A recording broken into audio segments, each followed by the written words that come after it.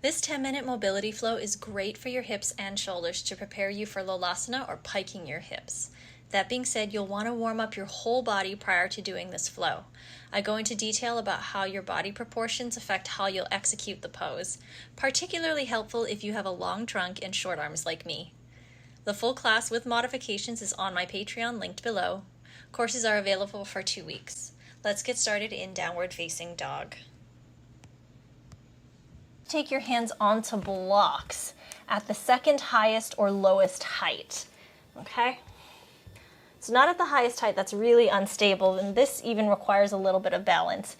Coming back into your downward dog. Now, you're going to roll the shoulder blades down the back, shift your weight forward into plank, pushing the floor away, tops of the shoulders are away from the ears, and exhale, push the front of your mat forward as you take your hips back downward facing. Inhale forward, exhale back. Inhale forward, exhale 5. Inhale, hips forward, shoulder blades down the back, navel in. Exhale, internally rotate the thighs. Inhale, exhale for 3. Inhale, exhale for 2, push the floor away. Inhale, we're adding on. Exhale for 1, downward facing dog. Step the feet together. Inhale, right glute lifts the leg. Exhale, right knee, right armpit. Step the right foot forward. All right, now shift the weight forward into your lizard. Maybe you slide that left knee in towards your chest. Move that left foot through the hands. Take that left foot forward, shoulder blades down the back, lift the chest, and plug the top of that left thigh into the hip socket. Now pull the left knee into the chest. Step the left leg back, step the right leg back plank, and exhale downward facing. Second side, step the feet together. Inhale, left glute lifts the leg. Exhale, left knee, left armpit. Left foot forward, shoulder blades down the back. Inhale, broaden across the collarbones. Exhale, pull that right knee into the chest. Sit the hips down, take that right foot through the hands. And exhale, bend the knee into the chest. Right leg back. Left leg back, and exhale, downward facing. Doing it together, step the feet together. Right glute lifts the leg. Exhale, lizard. Inhale, shift the weight forward. Exhale, knee to chest, and then straighten. Inhale, lift the knee back, and exhale, downward facing. Inhale, left foot forward. Exhale, left knee into chest. Inhale, top of that thigh lifts into the hip socket, and exhale, right leg back, downward facing. Inhale, lizard. Exhale, kick it through. Inhale, lift the knee. Exhale, downward facing. Inhale. Exhale, shoulder blades down the back. Inhale.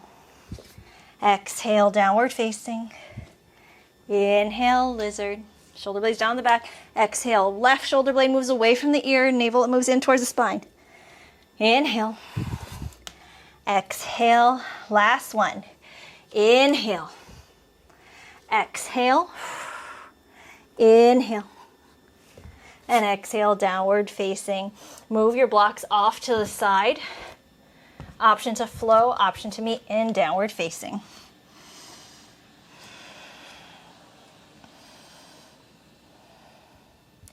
Now bend the knees.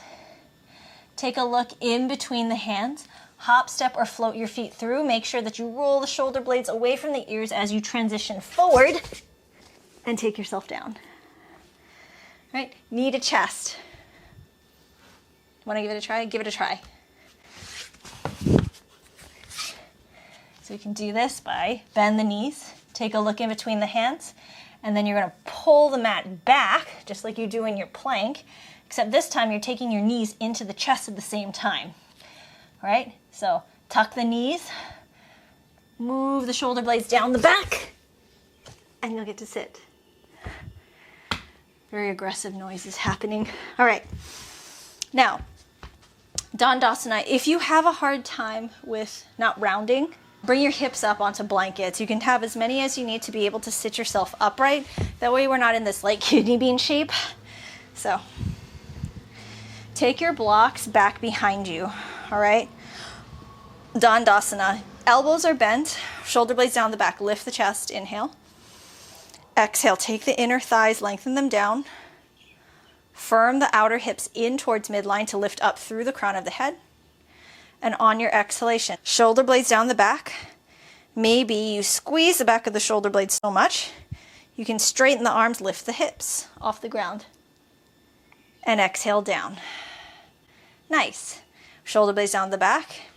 Press into the arms, straighten the arms, lift, and exhale down. We're going to do 3. Shoulder blades down the back, lift, exhale.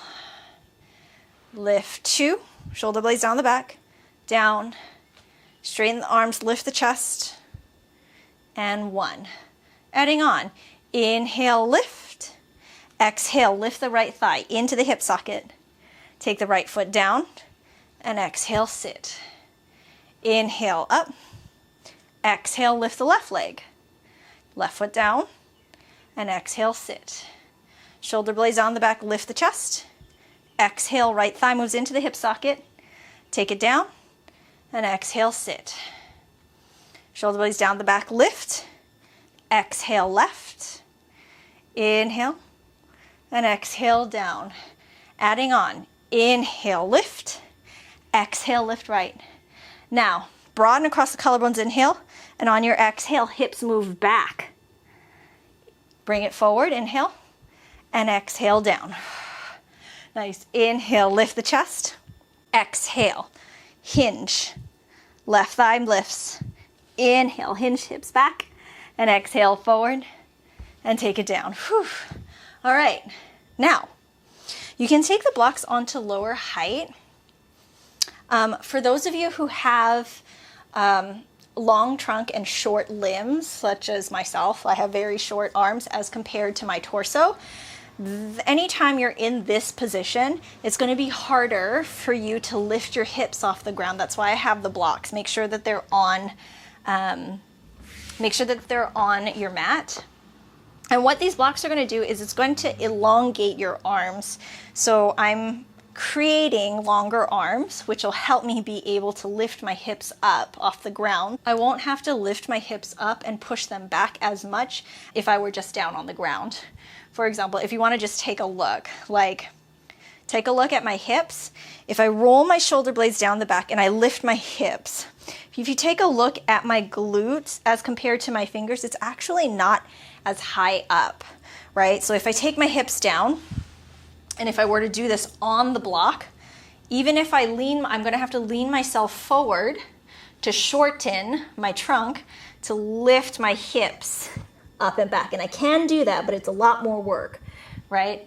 So for me to be able to keep my spine upright, we can use the blocks, press down, lift the hips, and maybe I shift the weight back so my legs are shorter. I can lift the leg and down, and lift the left leg and down. And maybe shoulder blades down the back, squeeze the inner thighs. I take the hips back to lift my legs. Hard stuff. You can always do one leg at a time. Give it a try. You can always, if you'd like to hinge from the hip, you're more than welcome to do that, lifting the hands or lifting the hips and then lifting the legs. It's a lot of leg work, a lot of core work, and a lot of work on the arms, all right, to fold like this, right? Option 1, you can straighten the arms, lift the hips off the ground. You can always shoulder blades down the back, lift the chest, lift one leg, take the top of that thigh down and in, then lift the left leg, top of that thigh in, and take it down. You can do both legs, hips back, squeeze the thighs, lift the legs. Or you can do it on the ground, okay? Much more work. Give it a go. Lolasana. If you're interested in watching extended videos, in-depth content, and exclusive footage, please click my Patreon on the link below. Stay well and weird. Bye.